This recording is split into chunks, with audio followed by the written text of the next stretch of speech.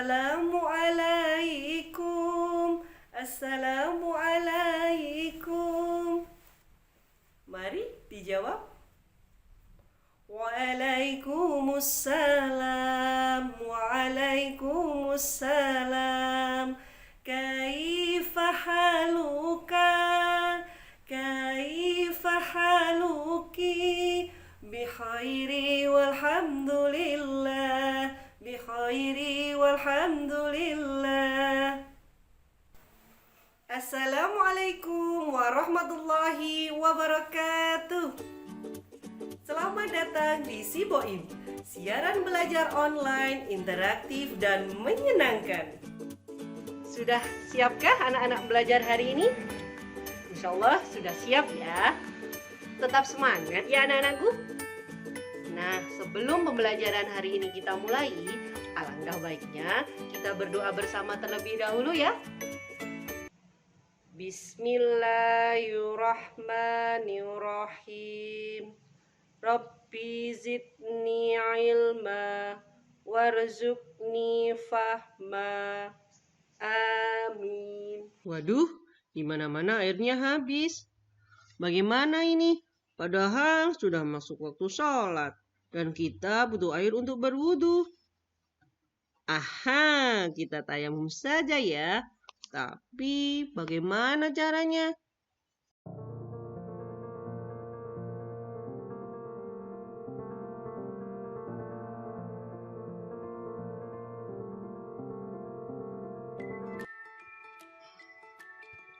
Dalam video pembelajaran kali ini, kita akan membahas materi kelas 4, pembelajaran keempat, dengan tema bersih itu sehat. Dan materi yang akan kita pelajari adalah tentang tata cara tayamum.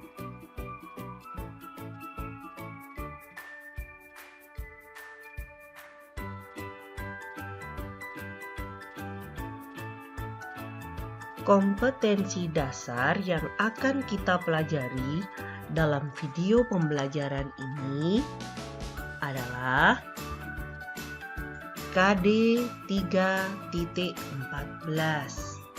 yaitu memahami tata cara tayamum sesuai ketentuan syariat Islam. Kompetensi dasar selanjutnya yaitu KD 4.14, yaitu mempraktikkan tata cara tayamum sesuai ketentuan syariat Islam.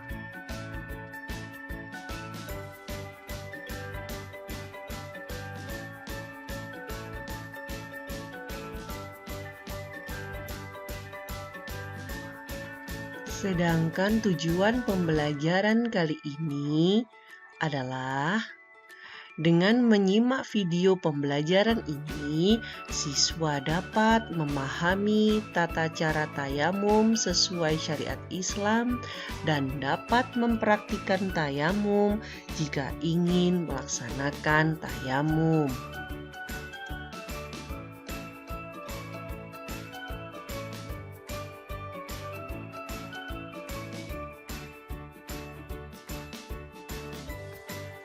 Ayo kita belajar bagaimana cara tayamum. Sebelum belajar tata cara tayamum, kita harus mengetahui terlebih dahulu apa sih itu tayamum? Secara bahasa, tayamum berarti menyengaja atau bermaksud. Sedangkan secara istilah, tayamum berarti cara bersuci dengan mengusap wajah dan kedua tangan dengan menggunakan permukaan bumi yang bersih. Tayamum ini merupakan keringanan yang Allah berikan kepada orang yang kesulitan mendapatkan air atau bagi orang yang tidak diperkenankan menggunakan air karena sakit. Tayamum juga dilakukan sebagai pengganti dari wudu atau mandi wajib. Hukum dan beberapa ketentuannya tercantum dalam Al-Quran.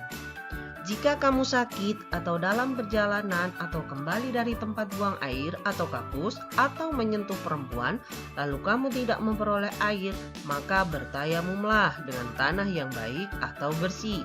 Sapulah mukamu dan tanganmu dengan tanah itu. Anak-anak, kemudian kita akan membahas syarat diperbolehkannya tayamum. Apa saja sih syaratnya? Yang pertama, telah masuk waktu sholat. Ketika seseorang hendak melaksanakan sholat zuhur misalnya, maka dia hanya boleh melaksanakan tayamum ketika sudah masuk waktu zuhur. Jika belum, tayamum yang dilakukan tidak sah, meskipun cara yang dilakukannya sudah benar. Yang kedua, tidak ada air. Tentu sebelumnya kita harus mencari air ketika waktu sholat sudah masuk. Maksud sebenarnya bukan harus pontang-panting lari ke sana kemari untuk mencari air. Asalkan orang tersebut yakin memang di tempat tersebut tidak ada air, maka syarat tayamum ini sudah terpenuhi. Kemudian yang ketiga, di dalam perjalanan dan kesulitan air. Apabila di dalam perjalanan sangat jauh sedangkan waktu sholat sudah masuk, kemudian kita sangat sulit menemukan air, maka diperbolehkan untuk tayamum. Dan yang keempat, ada alasan untuk tidak menggunakan air, misalnya sakit atau tidak cukup dan lain-lain. Maksudnya adalah ada alasan ketika seseorang menggunakan air, ada ketakutan yang mengganggu kesehatannya. Misalnya, apabila terkena air bagian anggota tubuhnya akan bertambah sakitnya menurut keterangan dokter, atau terganggu hal lainnya, misalnya karena ketersediaan air yang sangat sedikit sehingga hanya cukup untuk dikonsumsi, bukan untuk mandi dan sejenisnya. Nah, itulah syarat diperbolehkannya tayamum. Jika tidak ada syarat ini, maka tayamumnya tidak sah ya.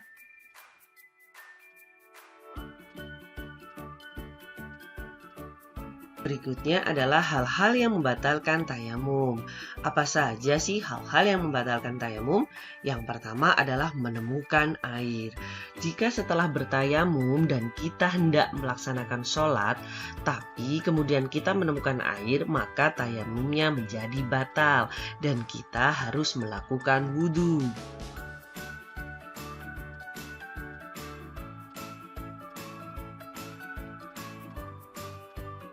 Kemudian yang kedua adalah ada perkara yang membatalkan wudhu. Di antaranya adalah keluar hadas kecil dan besar. Contohnya buang air kecil, buang air besar, buang angin, dan lain sebagainya. Setelah itu berarti kalian batal tayamumnya ya.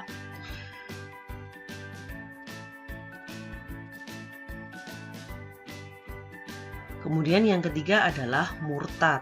Artinya adalah keluar dari agama Islam. Jika kalian keluar dari agama Islam, maka tayamumnya pun batal. Nah, itulah beberapa ketentuan tentang tayamum.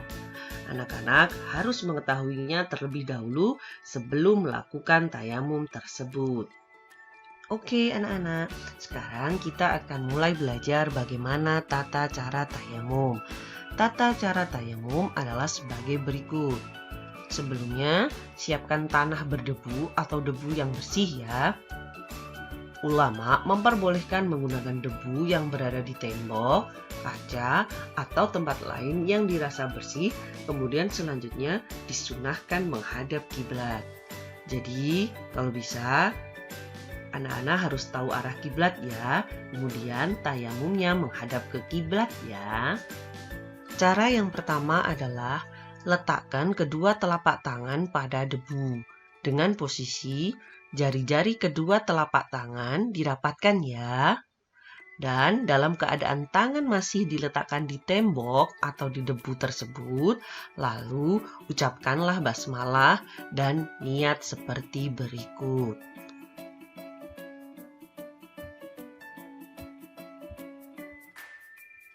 Bismillahirrahmanirrahim. Nawaitut tayammuma listibahatis sholati fardholillahi ta'ala. Yang kedua, usapkan kedua telapak tangan pada seluruh wajah dengan debu yang bersih tersebut. Berbeda dengan wudhu, dalam tayamum tidak diharuskan untuk mengusap debu pada bagian-bagian yang ada di bawah rambut atau bulu wajah, baik yang tipis maupun yang tebal. Yang dianjurkan adalah berusaha meratakan debu pada seluruh bagian wajah. Kemudian yang ketiga adalah bagian tangan. Kalau anak-anak memakai cincin, lepaskan cincinnya terlebih dahulu ya. Cara untuk mengusap bagian tangan adalah letakkan kembali telapak tangan pada debu. Kali ini jari-jari tangannya direnggangkan ya. Lalu usapkan debu kepada tangan kanan menggunakan tangan kiri. Caranya adalah usap punggung tangan kanan hingga ke siku.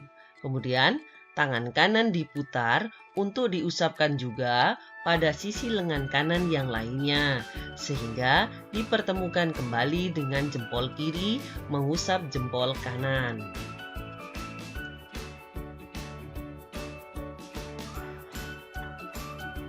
Kemudian lakukan hal yang sama pada tangan kiri seperti tadi ya. Jangan lupa untuk usap-usapkan di antara sela-sela jarinya ya.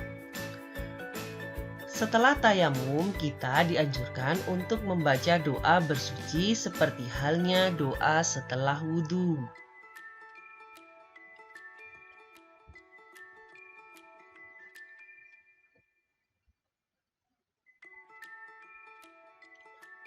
Asyhadu an la ilaha illallah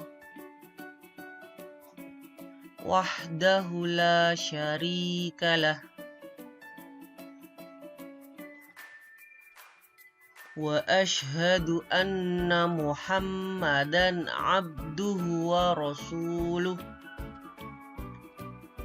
Allahumma ij'alni minat tawwabina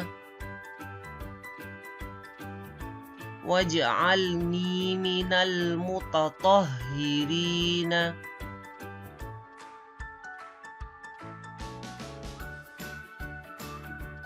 waj'alni min ibadikas sholihin. Anak-anak, itulah tata cara bertayamum.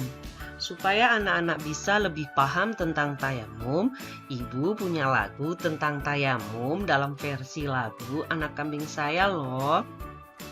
Lirik lagunya ada di dalam video ini ya. Yuk kita nyanyikan bersama-sama.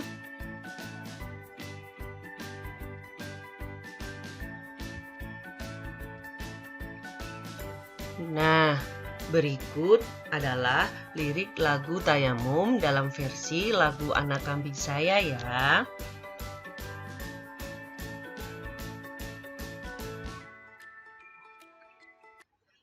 Tayamum bersuci menggunakan debu, dilakukan sebagai pengganti wudhu. Bertayamum jika tidak ada air atau badan sakit tak boleh kena air. Pertama baca niat, lalu mengusap muka 2 kali seperti gerakan wudhu. Lalu mengusap tangan sampai ke siku-siku, lebih baik dari kanan dulu. Lagunya mudah kan? Semoga anak-anak bisa menyanyikannya ya.